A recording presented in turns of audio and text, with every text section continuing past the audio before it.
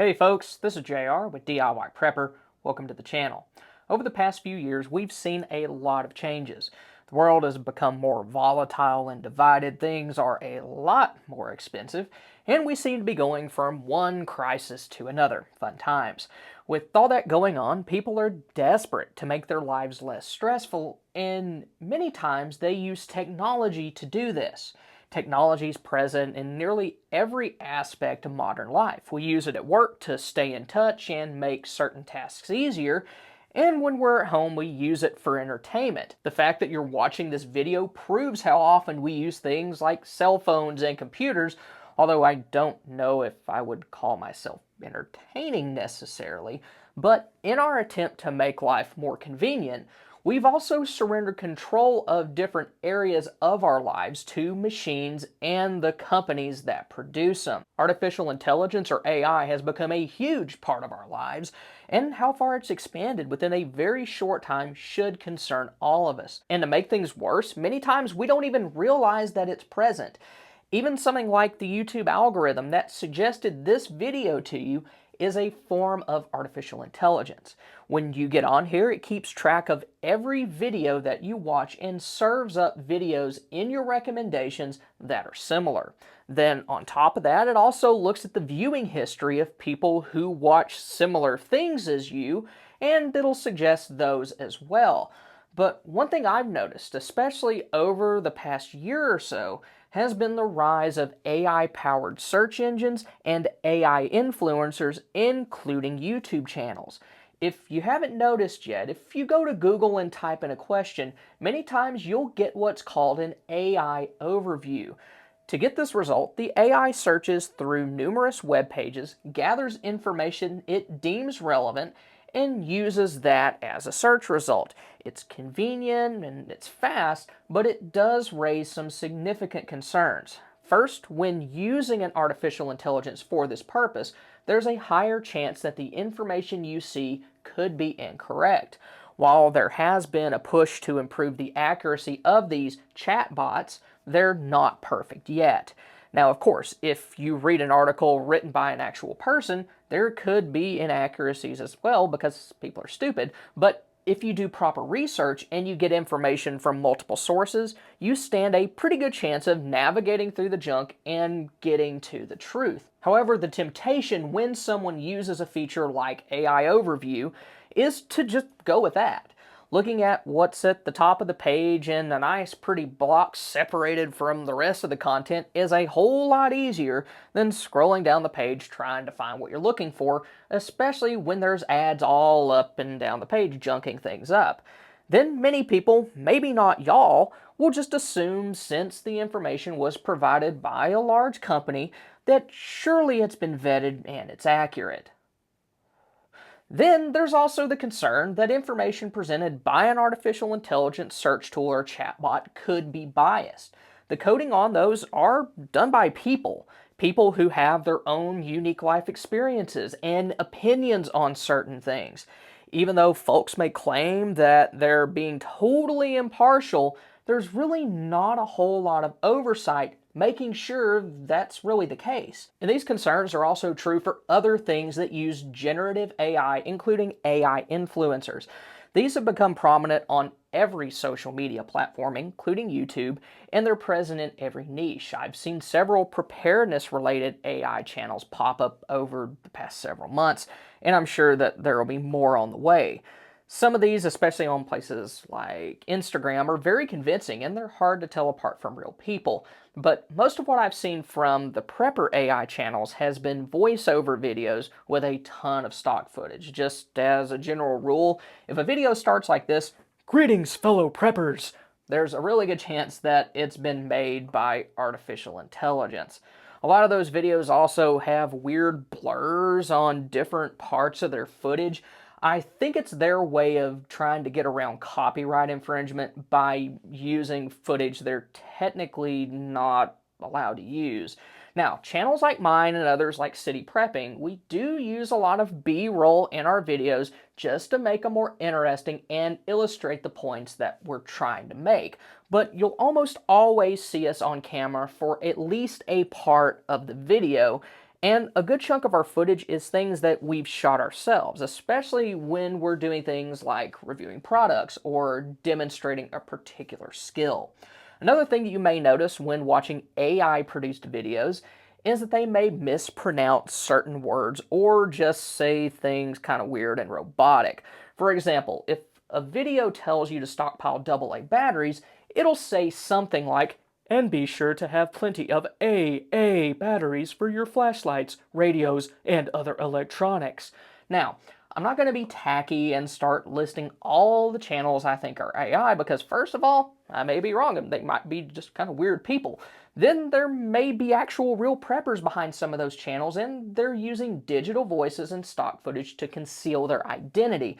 And I totally get the reasoning behind that. All of us that show our face on camera and use our real voices are putting ourselves out there, and some folks may not want to do that. But I am concerned with the possibility that non-preppers who know absolutely nothing about emergency preparedness and survival are going into a chatbot and telling it to create videos over certain topics. If that's what's going on, then the people doing that have no personal knowledge and experience to determine if what the AI is giving them is accurate or not. They just see topics that get a lot of views, could potentially be lucrative, and then post whatever the machine gives them with very little concern as to whether or not that information is accurate. And doing that isn't difficult. I could go on to ChatGPT right now and have it create a 10-minute long video script over pretty much anything I want. So I'll go ahead and I'll type in create a 10-minute YouTube video script over survival gear and supplies you would need to survive an alien invasion, then click enter. As you can see, the chatbot will write out a script over exactly what I asked for, and what's funny is if you look at the opening paragraph, it's almost verbatim of what you would hear on an AI YouTube channel. I'm sure at least a few of y'all have heard something kinda like this. Hey there, survivalists. Welcome back to the Generic Survival Channel, where we prepared you for anything and everything. Today we're diving into a topic that's straight out of a sci-fi movie, surviving an alien invasion. Whether you believe in extraterrestrials or not, it's always good to be prepared for the unexpected. So, let's gear up and get started. It's even possible to write entire books like this as well. I was talking with someone about the book I'm working on, and they told me about AI tools that I could use to basically write it for me. Now, I haven't used them. That's a big reason why my book is taking forever and a day to get finished, but there's a lot of people out there that are. And aside from the issues I mentioned earlier, there are other reasons why using AI in ways like these are problematic. First, there's the issue of plagiarism. Anytime an AI produces information, it has to get that from somewhere, and the original source material rarely gets any credit. In fact, I can't recall any time where I've seen an AI do any sort of crediting. Then there's the risk of thought control as well. If people with biases are knowingly programming those into the chatbot and purposely keeping information they don't agree with out of its data pool, that could be a pretty effective way to re-educate the masses. And when you combine that with people's love of convenience and hatred of doing anything that requires additional effort, like research, it wouldn't be hard to do at all. As long as people are entertained and they feel like they're getting the information they want, very few will question anything. Artificial intelligence has also become so advanced that you can't even really trust video evidence. Deepfake technology, while commonly used in entertainment, to bring your favorite actor back from the dead, can also be used to create footage of events that never actually happened. And as this continues to expand, determining what the truth is behind certain things is only going to become even more of a challenge and make manipulating people much easier. Then, aside from manipulating the masses and running your favorite prep tubers or Instagram makeup artists out of business, artificial intelligence is also a significant threat to your privacy. Have you ever noticed that when you get into your car and your phone connects to its Bluetooth, that you get a pop-up on your phone's home screen telling you how long it'll take, say, to get to work? I have an iPhone, and every time it connects to my truck, it does this. And it's scary how well these things know your habits and schedule.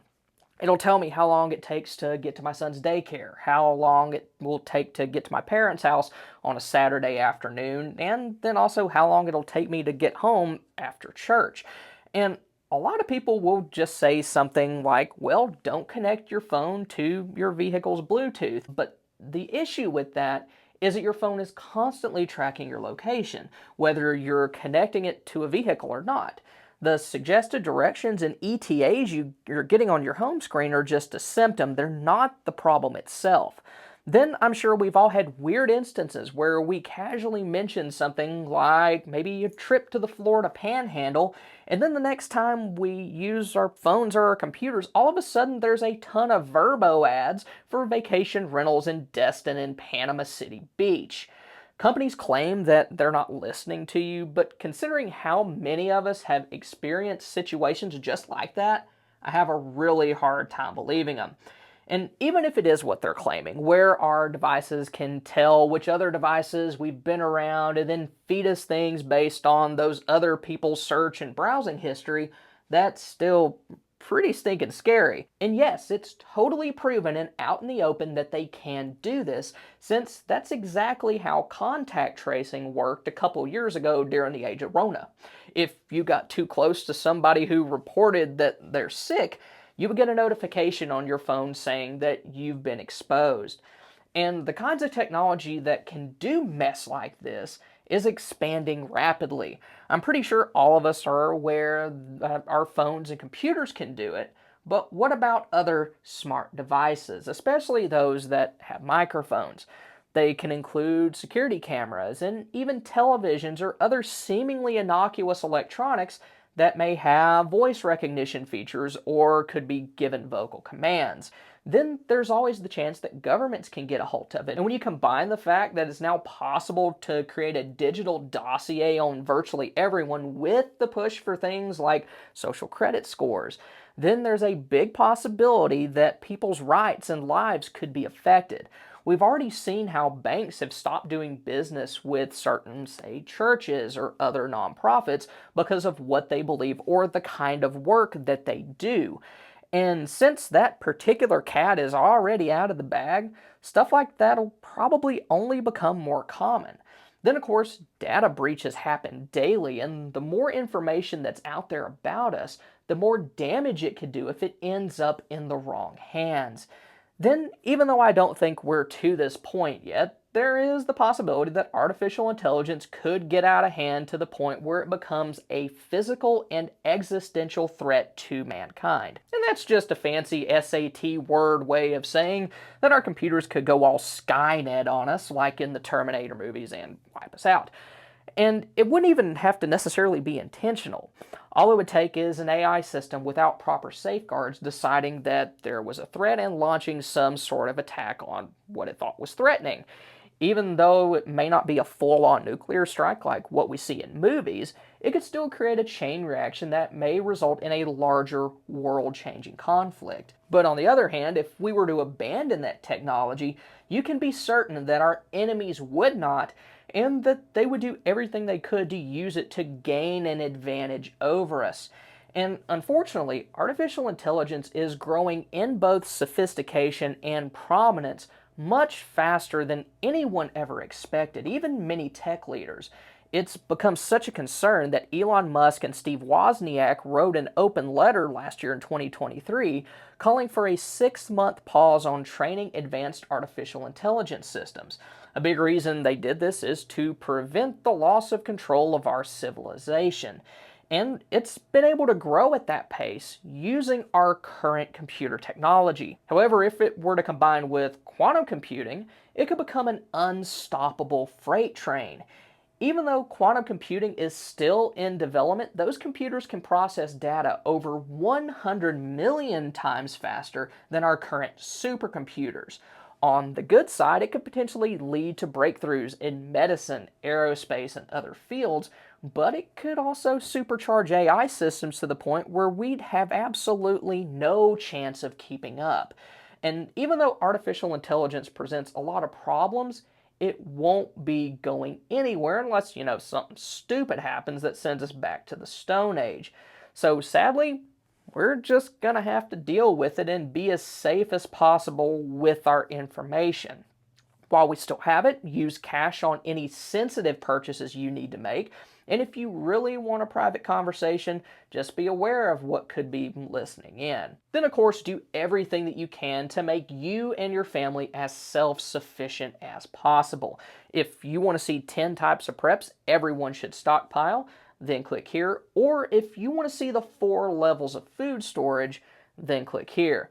Thank y'all for stopping by. Y'all have a good one.